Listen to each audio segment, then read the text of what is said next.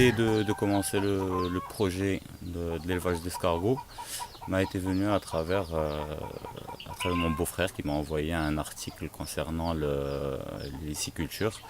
Donc sur cet article-là, il a été dit que c'était un élevage simple, que ça ne demandait pas beaucoup d'investissement et que voilà, et que le rendement était très important. Ça m'a intéressé, j'ai commencé à chercher à droite à gauche, j'ai vu effectivement qu'au Maroc, il n'y avait pas euh, que ce secteur-là n'était pas très développé.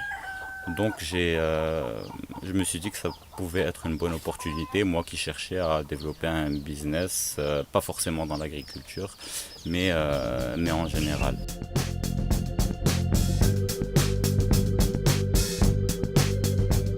L'escargot est un animal hermaphrodite, donc c'est-à-dire qu'il peut en même temps jouer le rôle du mâle et de la femelle, mais on a besoin qu'il y ait vraiment deux escargots, c'est-à-dire ils ne peuvent pas s'auto-reproduire. L'escargot peut pondre de 80 à 120 œufs tous les ans et il peut se reproduire plusieurs fois par an. Les escargots se nourrissent particulièrement de végétation, mais sur un élevage, en général, on leur rajoute du complément alimentaire, un complément alimentaire qui se compose de calcium, de phosphate calcique, du maïs, du blé et plusieurs autres composants. Donc ça leur permet d'arriver à maturité beaucoup plus rapidement que s'ils se nourrissaient uniquement de végétation.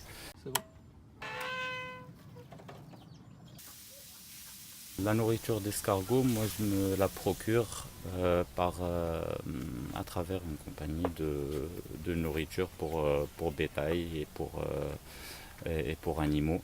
Donc ici au Maroc, c'est la seule à pouvoir fournir cette nourriture-là.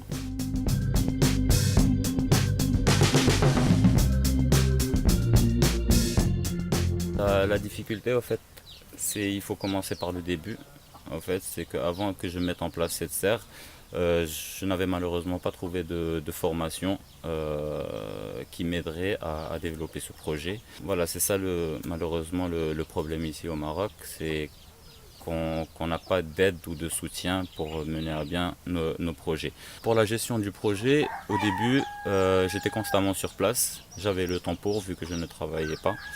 Et vu que le projet n'a pas réussi depuis le début, il fallait que je cherche un autre travail. Donc maintenant, juste avec une seule personne, il y a la possibilité de gérer le projet sans être vraiment présent, vu que l'activité à faire tous les jours n'est pas si importante.